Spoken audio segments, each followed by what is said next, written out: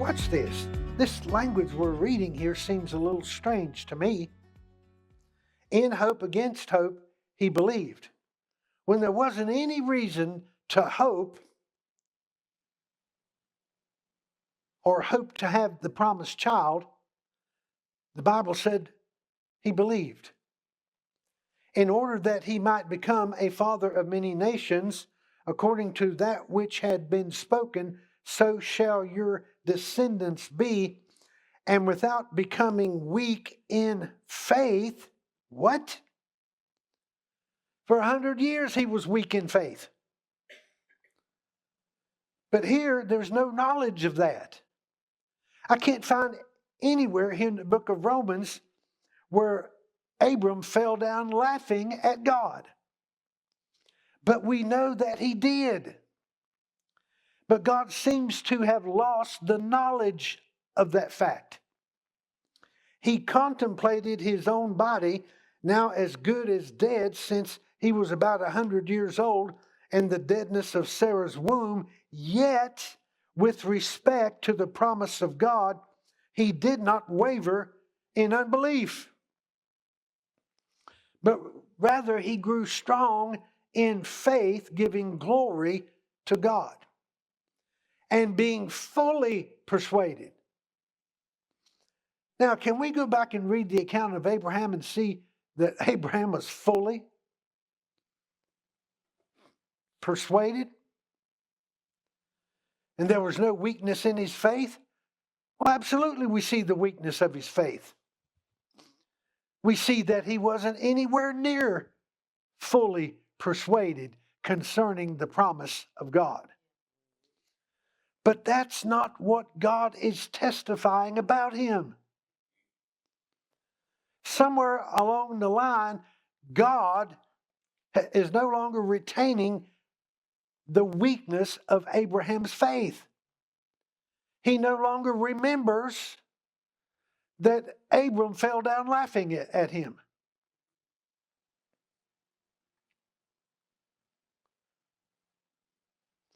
It almost looks like we're looking at two different people represented here. Church, that's the power of forgiveness and forgetfulness. We're seeing it in display here. That's the power of it. He completely forgives. And he erases the memory of the transgression as if it never happened.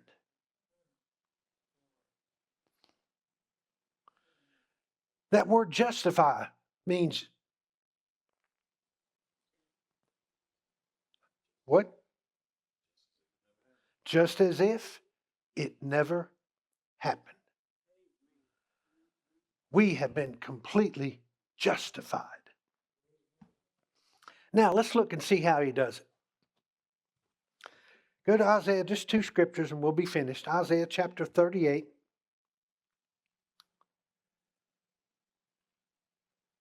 I remember years ago I studied this out because I had heard someone mention that there was a sea of forgetfulness.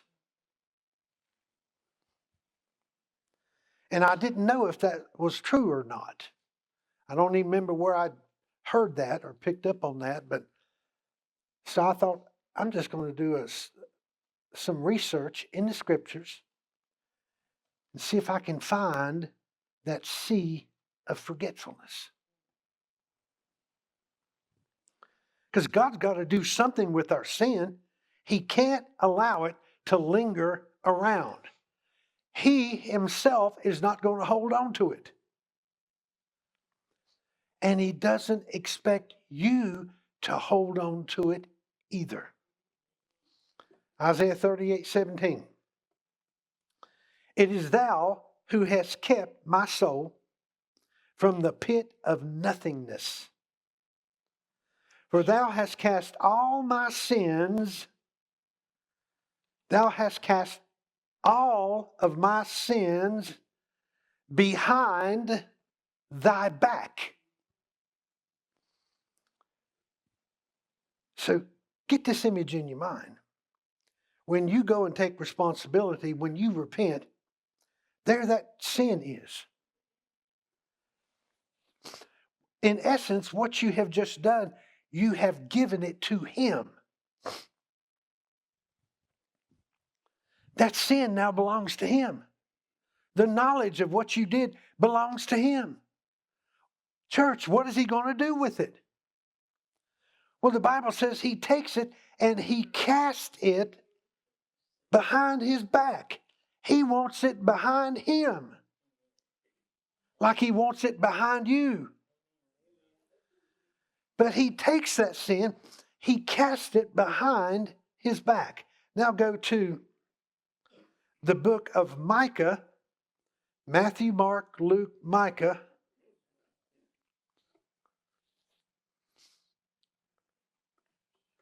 Those of you that have your iPads, you'll find it quicker. Micah chapter 7 and verse 18. Micah chapter 7 and verse 18.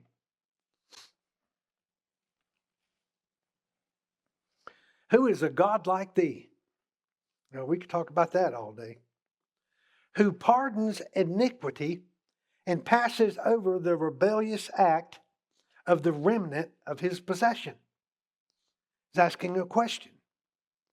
He does not retain his anger forever, because he delights in unchanging love. But please understand, all of our actions, all of our sin had to be dealt with.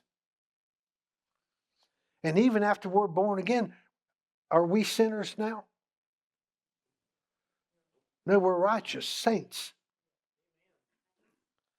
We no longer have a sin nature. But can we sin? Yes. And we still have to repent, don't we? That's why we have 1 John 1:9.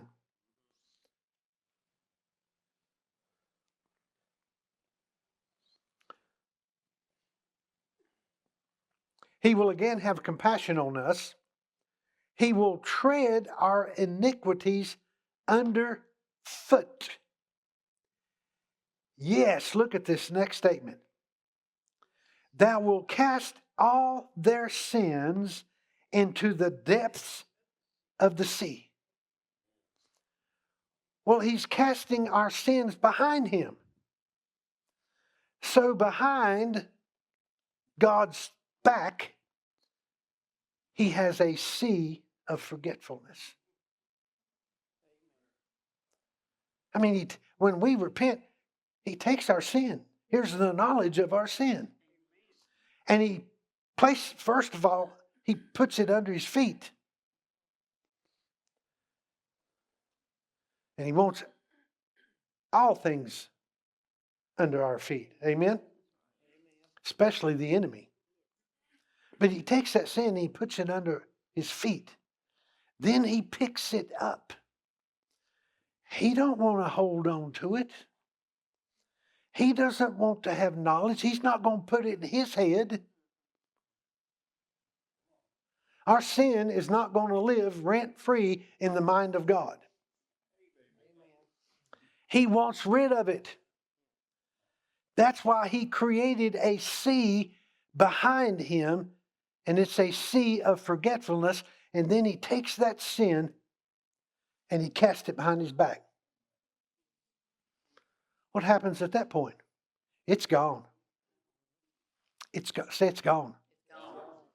Church, it's annihilated. So does He have knowledge of it? No.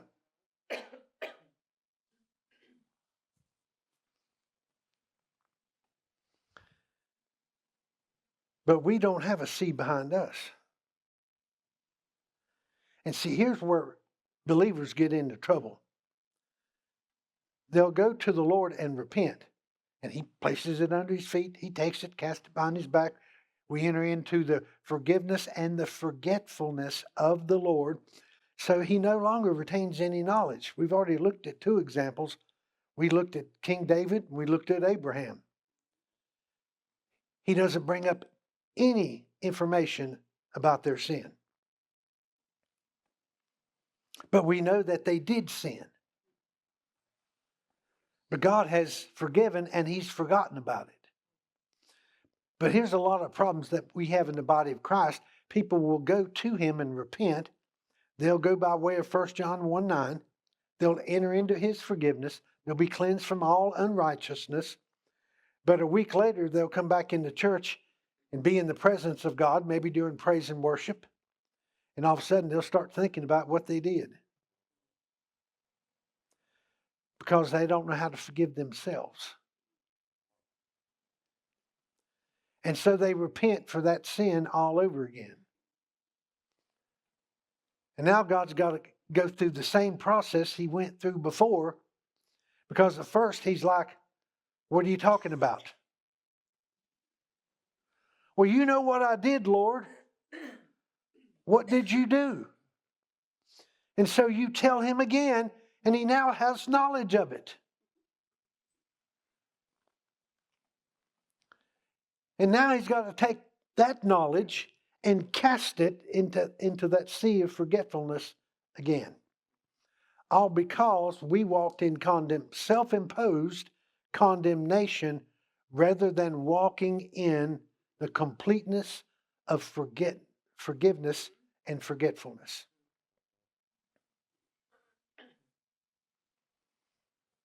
Isn't that beautiful? It's not like one day we're going to go to heaven and God's going to pull out a chair and say, sit down in this chair and we're going to review our whole life.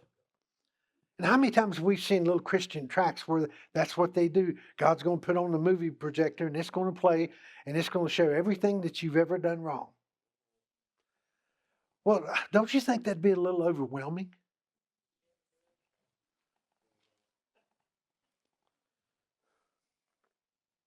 Very much so.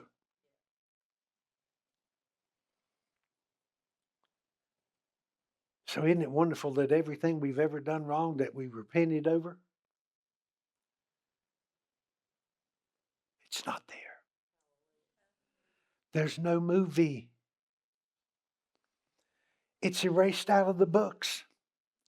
It's as if it never happened and it will never be brought up again. But to the contrary, anything that you don't repent of and you don't take responsibility for, it stays in the books.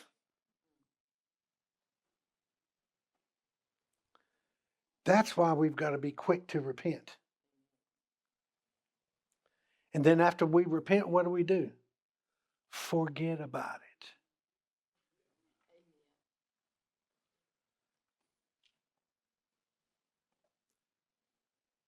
Well, how many of you like to be forgiven?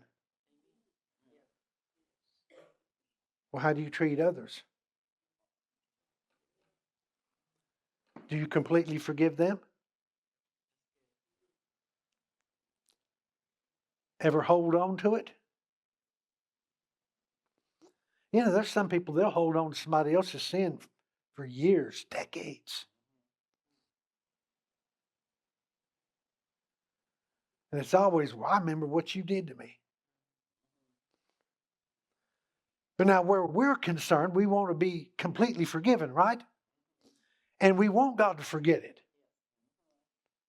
But we need to do the same thing with others. Completely release them and forget about it. And never become historical. I got one amen. Thank you, Judith. And like Pastor Rodney used to say, keep your side of the glass clean.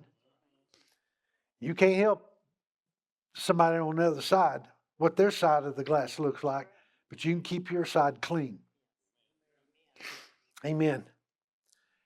Man, it makes our journey so much better because we know when we get to the end of our journey, we already have the acceptance of God. We already have the forgiveness of God. We're not going to have to go back and deal with everything that we faced in our journey. I mean, come on, your computer doesn't do that. How many of you know you can delete? You can purge stuff in your computer. You think God can't do that? He can completely get rid of it, annihilate it. But you know what the enemy likes to do? He likes to show us pictures of the thing that we did. He likes to come and say, see what you did when you sinned? And if we don't know any better, we can fall for his trap and then enter right back into that self-imposed condemnation and identify ourselves with that which we have been forgiven of, that God has forgotten about. But here's how you deal with that. Listen, I submit to you that if I take a picture of you, I don't have my phone with me, but if I had a picture, my phone with me, John, I took a picture of you, and then I look at it, is that you?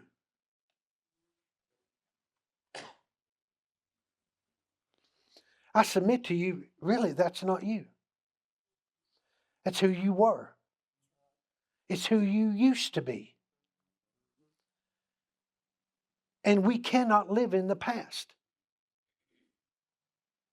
You can't take an image of you in the present. I don't care how good the technology is with the iPhone. Any time you take the picture, if you look at it a split second later, it's who you used to be.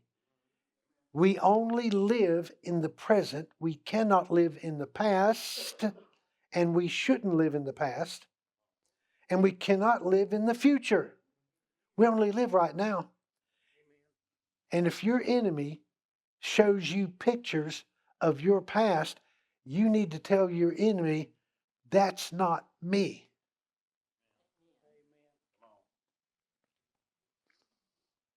Because if you repented, God doesn't think it's you. Because he completely forgave. He took that sin, the knowledge of that sin, he cast it behind him into that sea of forgetfulness where he has no knowledge and no memory of it whatsoever. So he doesn't think that picture is you either. Don't allow the enemy, don't allow others to show you pictures of your past. Just say, that's not me. Now, it might have been who you used to be, but you are no longer who you used to be. You are who you are presently in and of Christ Jesus. See, God wants us, listen, he knew that we would make mistakes. We'd have those ups and downs. We'd have those highs and lows. He wanted a way to completely annihilate everything that was negative. So we, and plus since we've already gained his acceptance, we move continuing into eternity, holding on to nothing from our past, except that which was good. For 9 months, Abraham grew strong in faith. For 9 months, he didn't doubt. For 9 months, he didn't struggle with the fact that he was 100 years old and Sarah was 90. For 9 months, he didn't think about the deadness of Sarah's womb. But rather, he grew strong in faith, giving glory to God for 9 months. And that's the only knowledge that Father God retained concerning his actions. The rest of it was annihilated. Glory to God. Isn't that beautiful? You see why there's no other religion? Can't even compare with Christianity.